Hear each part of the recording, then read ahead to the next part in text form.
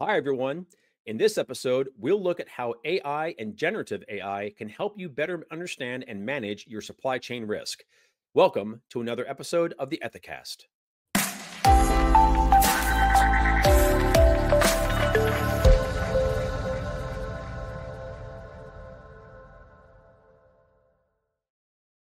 This is the second episode of a two-part series on how AI is transforming best practices in supply chain risk management. In the first episode of this series, we learned how AI and generative AI turns the traditional cylinder shaped data stream of supply chain risk issues into the shape of an hourglass, where AI driven practices can create a pinch point in the middle that makes supply chain details far more manageable. In this episode, Craig Moss, Executive Vice President, Measurement at Ethisphere, and noted AI researcher Dave Ferrucci will discuss how to use all of that data to inform and empower better supply chain analysis and decision making. Craig is a leading expert on using management systems to improve compliance and risk management performance within companies and across supply chains. He is also a director at the Digital Supply Chain Institute, where he developed a program to accelerate and scale digital transformation and a unique new data trading framework. Dave is an award winning artificial intelligence researcher and keynote speaker who created IBM's Watson and led the Watson team from its inception in 2006 to its celebrated success in 2011 when Watson defeated the greatest Jeopardy players of all time. Since then, Dave has helped companies within the financial services and healthcare industries implement AI in their own operations. He is presently managing director for the Institute for Advanced Enterprise AI. And now, here's Craig and Dave. Welcome, everybody, to part two of the podcast, where we're looking at supply chain due diligence and the application of AI and generative AI.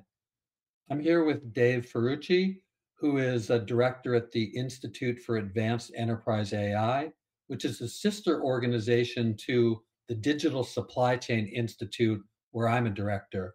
So, Dave, it's great to have you here. Anything about your background that you want to elaborate on before we dive in? No, I think I really appreciate the intro and thank you. And I think the only thing I'd underscore is that this, for me and for what we're doing at the Institute, this is an incredibly exciting time. I think so many enterprises are excited and optimistic, and at the same time challenged about how best to apply the recent and remarkable advances in AI. And I'm, happy to be part of it and happy to help. Yeah, and I was so excited to get a chance to start to talk to you about this because similarly, there's a huge push of increased regulation and focus on supply chain due diligence. And I thought, hand in hand, these two things really go well together. So, in the first episode, the key thing that we went over there was Ethisphere and partner organization Vectra International had developed a supply chain due diligence maturity assessment. So if you think about what companies typically do as a funnel, you got 10,000 suppliers, they try to funnel it down to the 100. And our supply chain due diligence maturity assessment is geared at understanding the residual risk of those 100. What is really exciting, and I want to talk to Dave about today, is how do you take the data that you collect in the middle and turn the funnel into an hourglass where we start to use that data to extrapolate back out and gain real insight and actionable intelligence on the 10,000, from 10,000 to 100 back to 10,000. So with that, Dave, obviously there's lots of buzz about AI and generative AI. Trust and transparency is critical to supply chain risk management. It's also really critical for AI and generative AI. So, for the non technical people here, how do you start to talk about or think about building trust and transparency into the results that you get? Trust and transparency really in the end come down to the data. Everything kind of starts with the data. So understanding the data sources that are used to train the AI, their reliability, their currency, their consistency is the essential sort of first step when you start thinking about how do I trust what the AI is doing and how do I make sure that I can dig in and understand where the answers and inferences are coming from. As they say, and it's never been more true, garbage in, garbage out. Mhm. One of the unique aspects of Gen AI is that Gen AI take your data and build these big probabilistic models about how things co-occur and interact with each other. You know, what patterns are formed in that data, and then use those patterns to generate answers. So it's the model, it's all those connections, those probabilistic connections that are used to generate. And it's often the case that the underlying source, original source of that bit of information that might end up in an answer is not actually readily available in the LLM. The LLM is kind of the large language model that's used in Gen AI is a distillation of that data Hmm. rather than the actual data at that point. Okay. So yeah, so there's an additional work that helps with this, often referred to as RAG or retrieval augmented generation. They combine the power of LLMs with search and document retrieval so they can help mitigate this problem. So, where original sources are pinpointed, narrowing the scope of the data from which the answers are generated, and then also providing direct access to those sources. And you could even include the reliability score, for example, related to that source. So while Gen AI can sort of greatly facilitate access to the answer in the context that matters, and that's kind of what's so powerful about it, is that with just natural language and with the right prompts, you can quickly narrow down to the data that matters. These RAG solutions or retrieval augmented generation solutions can increase the transparency related to what precise data contributed to those answers and linking back to the original source. Now, let me say one other thing about that, because now what you're seeing coming from a lot of the AI providers um, are tools now called research tools or deep research tools.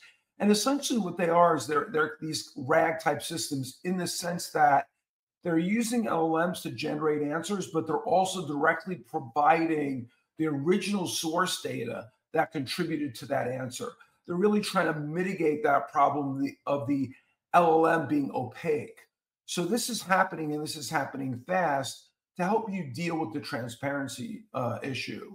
From a supply chain due diligence or supply chain risk area, getting reliable data is one of the hardest parts from suppliers. So again, we go back to this idea of the hourglass. I love the ability to, if we're able to get more reliable data from a small subset of my 10,000 suppliers, to be able to use that, I think is really powerful. Yeah, I think that's a key point. Is that you do have to invest in that seed of reliable data, and there's no way around that. And then the Gen AI can help facilitate access and look at the patterns in that data and apply that. And I think we'll get to that later about how you really expand to the bottom level of the funnel. For completeness, though, I just did want to mention, because I know it's talked about so often, is the hallucination challenge. And Yeah, this is yeah. another problem with Gen AI. So the power of Gen AI is the ability to predict answers based on, again, patterns in the data. And the predictions are heavily conditioned on the context in the query, which in some sense is really great because an application or a user, they can just use natural language to refine their query. And this is a great job at predicting what the right answer is, but it's still a probabilistic process. So one way to mitigate the risk of hallucination, which is generating an answer that might not actually be reliable in the data, is to use structured consistency checks. And this is where you go back to data that's super reliable, that is super reliable. And so if you're asking about a supply chain network, knowing, for example, that every link in the chain at any given point in time to be reliable must have adequate inventory. And so while the Gen AI may be using patterns in the data to generate answers that are largely right, you know that you should always be checking that. Mhm. And that can re-rank or cause generation of other answers that ensure that's always a check. And that's just one example. You could even use the LM to call the right code that ensures that you're doing those validity checks and therefore reducing hallucinations. But this is just always something to be aware of when you're building these AI architectures. We're going to get into some of the specifics now, but a lot of companies are experimenting with AI and generative AI. And as you and I have talked about, I think defining the problem you're trying to solve first is really a critical thing that is going to give it more value, and you're going to get much better return on investment. So one of the things here is that, if we go back to this idea of the funnel, and I have 10,000 suppliers and I'm trying to funnel it down, we know that there's use of AI to go down from the 10,000 down to the 100. But what I really want to talk about with you right now is, how do we use the extra data that we get from the 100? Like really understanding their residual risk, understanding their program maturity. When do we start to use that to flow that back out to the 10,000? Gen AI in particular, of course, is great at finding patterns in data. Machine learning is in general. I think Gen AI is really interesting because of how it can find patterns based on a wealth of conditional context. And this is kind of very interesting because there are many, many features describing a supply chain, describing the inherent risk, describing the residual risk. All of these features create context. And one of the things you can do is when you're looking to apply what you carefully learn from the assessment in the funnel to the broader data set, Mhm. knowing how that bigger data set clusters into similarly behaving supplier groups, from a risk perspective, gives you predictive and explanatory power over the unseen data. And this is really a traditional strength of machine learning generally, is that we can look at the results of that first step and we can say, how does that group or cluster the 10,000, and start to learn about those groups. And the AI can do that. And then once you have that, you can now apply that. So in effect, you're able to say this supplier is likely high residual risk because it is so similar to these other high risk suppliers Mhm. and different from these low risk ones in the following ways, where those ways are actually explained based on the features of those suppliers and how they align with the answers to the assessments. So the AI is kind of doing the hard work of analyzing those assessments, how they've applied to the 100, and really extrapolating that in what's potentially a very complex way, but ultimately with Gen AI explicable back to that original seed data. That's really interesting. And then also it would give you the ability, to your point before, of needing then to check, you could then spot check when you go back to the 10,000 at the bottom. You could actually spot check some of those to verify, to make sure and then would the AI continue to learn from that? That's right. I think when you embed this in a larger architecture, as you're kind of spot checking that stuff, you can literally start using reinforcement learning to help you understand where might you feel that the AI missed something or disagreed or should consider something else, and ultimately categorizing one of those unseen suppliers. One in the 10,000 that wasn't in the 100, Mhm. and so the AI comes back and says, here's why I think this is lower risk. I expect these things to be true about the residual risk based on what I've learned. And if you look at that and say, well, you missed this or you didn't understand that, and you put those responses in those terms, with reinforcement learning, the AI will continuously learn with those responses and get more and more accurate. That's amazing. That's amazing. So let's look at a specific. I want to look at a couple specific cases that I know companies really grapple with all the time. So, in our supply chain due diligence maturity assessments, they answer questions and we understand their inherent risk. Then we ask them questions and we understand their program maturity. So, inherent risk minus program maturity equals residual risk. From that, let's say that in the 100, we find that there's a pattern here, that residual risk is really tied in a lot of cases to weak policies, poor training, and no monitoring by those 100. How could we start to use that data at a more specific level to be able to start to extrapolate about the broader universe? I think once you learn that from the smaller data set, I think taking all the data of the 10,000 that in effect reflects the answer to those questions. In other words, without necessarily redoing all the surveys, you now know, you've learned what you're looking for. You learn the patterns that are associated with high residual risk, and now you're applying it to the data in that broader set.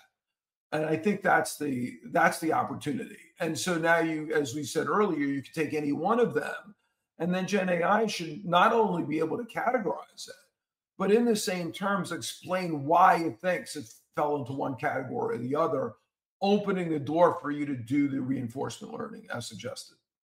I'm sitting there and I've got the 10,000 suppliers in 30 countries, and a new law comes into effect, and I have to update my supplier code of conduct. And then from that, I need to find a way to send that supplier code of conduct update out to the 10,000. But ideally, I'd want to modify it based on what country they're in, because there might be different implications there. I want to try to modify it based on what they do for me. Are they a software provider? Or are they a manufacturer? Things like that. Right now, that takes companies a lot of manpower to do that. You look at a case like this. How would you go at tackling this kind of case? This is a great application for Gen AI, in my opinion, because you have so much linguistic or language data describing the laws, the guidelines, and conditions that the various countries apply to the suppliers. This is a body of data that can be used to train a model that's sort of uniquely good at this. And this is sort of really right in the wheelhouse for building a Gen AI model with enough data. And I think, in this case, you'd have to acquire it, but I think you have it. Also the foundational model. So you're not building an LLM from scratch. In other words, you're not Mhm. ingesting all the world's data. You're just taking the supplier codes, the legal tax, the country restrictions or guidelines or additional unique content, and you're fine tuning that model. You're giving it examples from that, and you're training a layer on top of the foundational models that are already trained on language data. They're already trained on so much of this. So you're specializing them, enhancing them. This is a typical techniques that's used in getting Gen AI to be more accurate in a particular area. I think once you've done that, it's going to be remarkably good at generating sort of a first draft of here's what you have to worry about. This is the potential impact of these laws on the supplier in this country. Mhm. And so it strikes me as a very good application. And this is, again, something that humans can more rapidly and more cheaply inspect because you're getting the AI to take, if you will, the first cut at this and Mhm. refine it as necessary. And again, through that process, increase the overall quality of the AI's results. But I think this is a very good application. So let's take this same situation a step farther. So we've now sent out a tailored communication to 10,000 suppliers that was customized for them. Could I then use Gen AI to go the next step and communicate something internally to all the people in my company that deal with those 10,000 procurement people, salespeople, whoever it would be, to tell them what it means for them? This is, again, one of his strengths. His strengths is taking this kind of linguistic data, summarizing it, conditioning it, generating and tailoring summaries and syntheses of that data. So I think this is a really very good example because what you've got is you've got these 10,000 suppliers, you have 30 countries.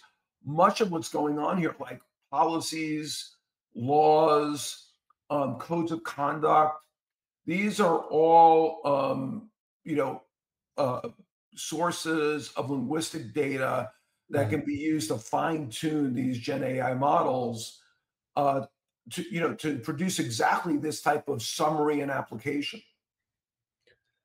That's fantastic because from there, if you think about it from a legal and compliance or sustainability department, from there, then they need to also do internal reporting to senior management, like summarizing what they're doing. And I guess then that would be a next easy evolution from that once to use AI and Gen AI for that. Is that right?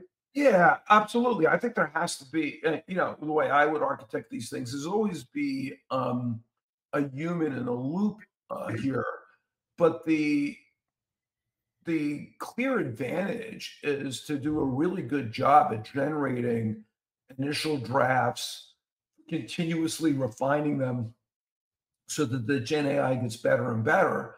Where you're going from maybe having a human in the loop, even with a dramatic reduction in time needed, Mhm, uh, I'm going to bet an increase in quality for applications like this, but mhm, you still include the human in the loop. Um, Initially, maybe in certain points, more involved, and then as the process is refined, less and less so. mhm. Um, but the opportunity is enormous for this type of thing. Dave, anything that you want to say to wrap up about application of Gen AI to specifically supply chain due diligence? Yeah, I think the opportunity for this type of stuff is enormous. I think that the technology is extremely advanced. Um, I I think people often overestimate how easy it is to use. While it creates enormous opportunity and is easier to apply for problems like this than any previous generation of AI, it still requires some understanding of a more robust architecture that understands the data, the reliability of the data. As new data arrives, how do you automatically ingest that and respond to that? As I mentioned earlier, where do you position humans in the loop?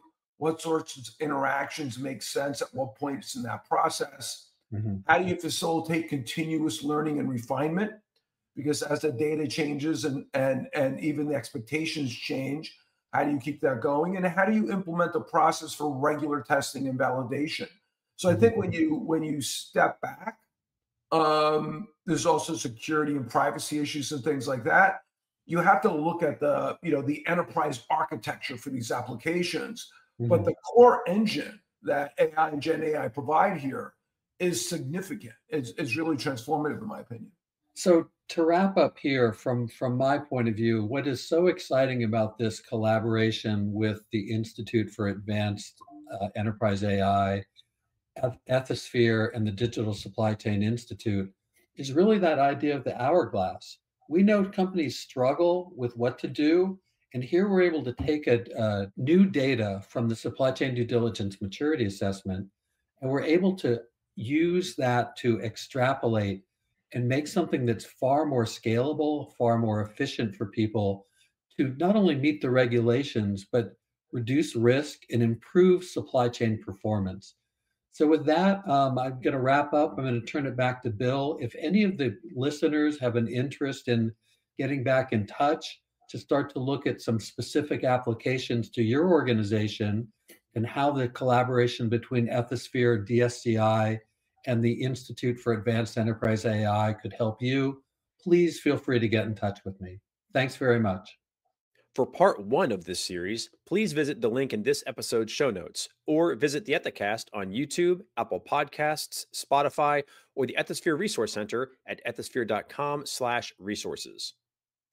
Ethisphere and Vector International have partnered to deliver a supply chain due diligence maturity assessment to provide your organization with quantifiable risk ratings on its supply chain. To learn more, visit ethisphere.com. I'm Bill Coffin, and this has been the Ethicast. We hope you've enjoyed the show. For more content like this every week, please subscribe to our free weekly newsletter at ethisphere.com/ethicast. Thanks for joining us. And until next time, remember, strong ethics is good business.